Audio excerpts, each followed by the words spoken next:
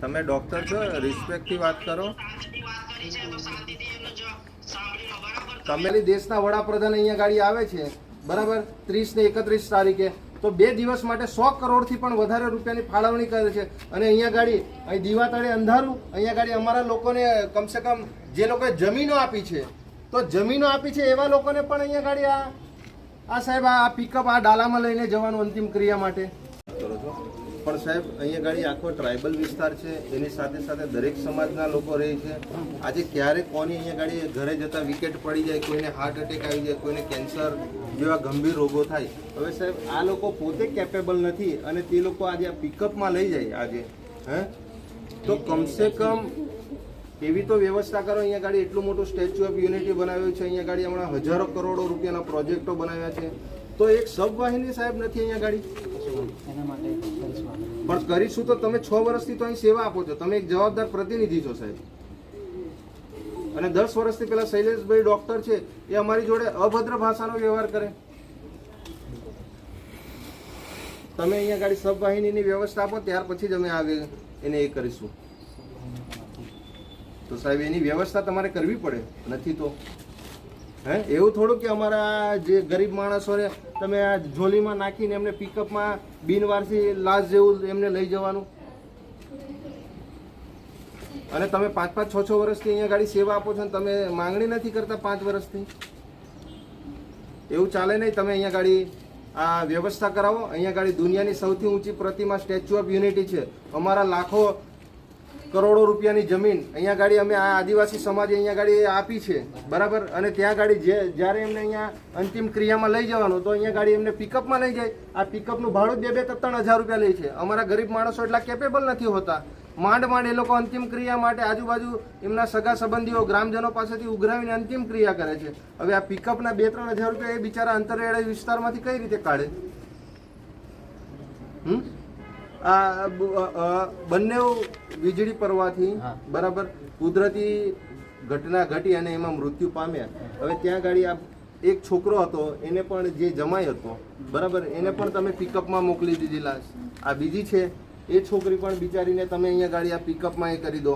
અમે આ પ્રજા ટેક્સ ચૂકવે છે સાહેબ, એટલે તમારે આની વ્યવસ્થા કરવી પડશે. તમારે જે તે પ્રતિનિધિને કહેવું એ પ્રતિનિધિને કહો. આ બિલકુલ નહીં ચલાવી આટલું બધું નિષ્કાળજી. અહીંથી 5 કિલોમીટર પણ નથી ને અહીંયા સ્ટેચ્યુ ઓફ યુનિટી બનેલું છે. અને આ આખા તાલુકાનું મેન મથક છે. અહીંયા અત્યારે 75 લાખ રૂપિયાનો તો ખાલી પાણીના બોટલો ત્યાં ગાડી આપ્યા છે. 20 કરોડ રૂપિયાનું તો લાઇટો નાખેલી છે.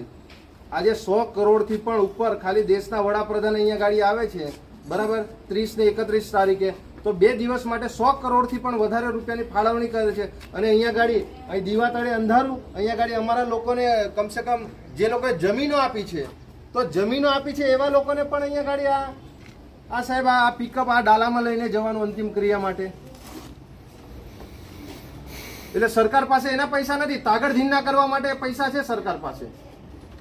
અને તમે લોકો જવાબદાર વ્યક્તિ, તમે એની માંગણી નથી કરતા 5-5 વર્ષથી. એટલે ચાલે નહીં. તમારે જે પ્રતિનિધિને કહેવું અહીંયા ગાડી હમણાં કાર્યક્રમ છે મોદી સાહેબનો, અહીં દુનિયાભરના નેતાઓ છે, અધિકારીઓ છે, મુખ્યમંત્રીઓ છે, 2-3 મહિને આવે છે અને અમારા માણસો માટે અહીંયા સબવાહિનીની વ્યવસ્થા નથી. એટલે જેને કહેવું હોય એ પ્રતિનિધિને કહો. અહીંયા ગાડીથી અમે અંતિમ સંસ્કાર કરવા ડેડ બોડીને લઈ જઈએ. જ્યાં સુધી આ લોકોને ન્યાય નહીં મળે આ પિકઅપમાં અમે લઈ નહીં જવાના. આ વ્યક્તિએ 2 એમના પરિવારના સભ્યો ગુમાવ્યા છે.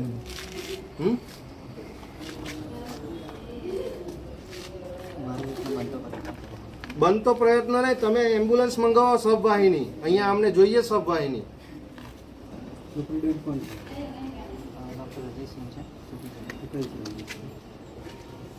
આદિવાસી સમાજના લોકો રહે એટલે એવું થોડું ચાલે કે પિકઅપમાં ડાલામાં ઉચકીને લઈ જવાની બિનવારસી લાશ તરીકે. કમસે કમ જતા તો એને કમસે કમ યોગ્ય ન્યાય આપો. અંતિમ સંસ્કાર કરવા જાય તો કમસે કમ આ સરકાર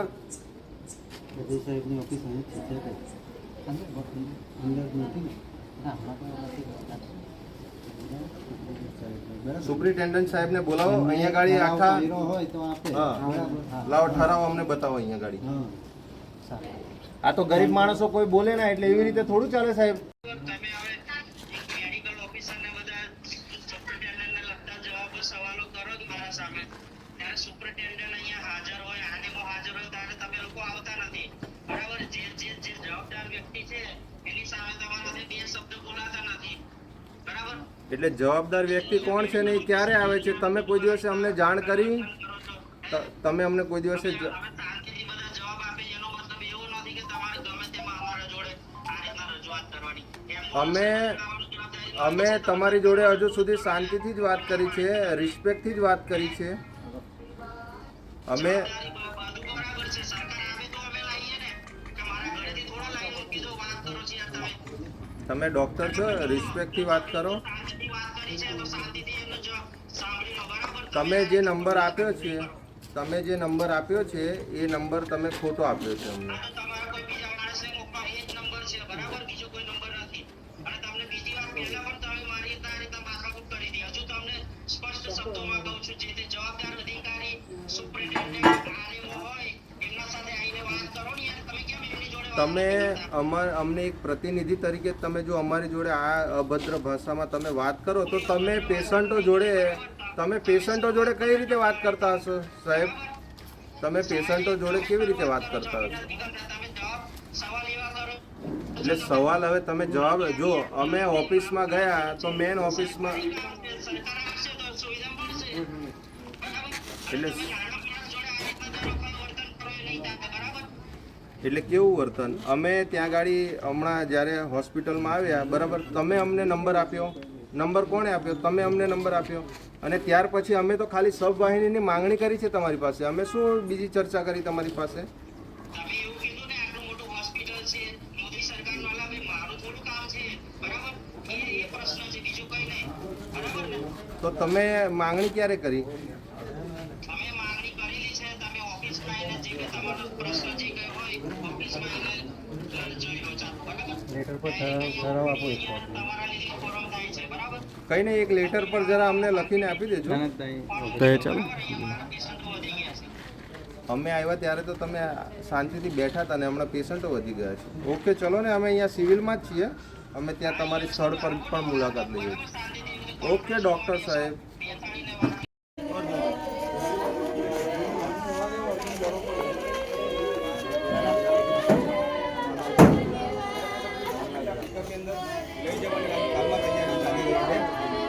આરોગ્ય કેન્દ્ર ગરગેશ્વરમાં છે અને ગરગેશ્વરથી 5 થી 7 જે પેટ્રોલ બનેલી છે, 25 બનેલી છે અને અહીંયાથી કારવાની થવા જઈ રહી છે.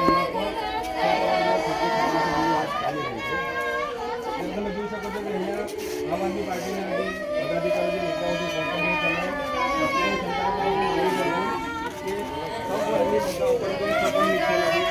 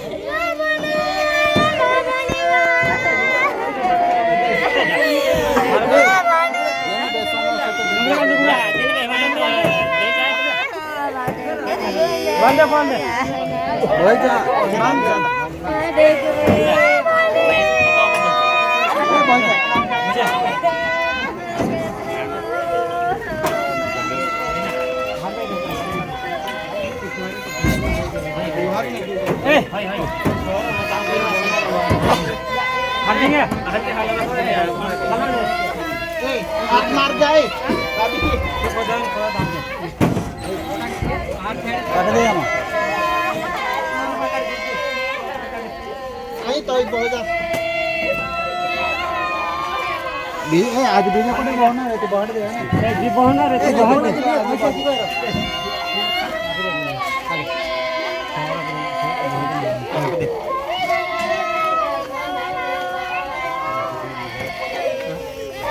हां यार आने फोटो छोड़ो फोटो बहना डालो वाले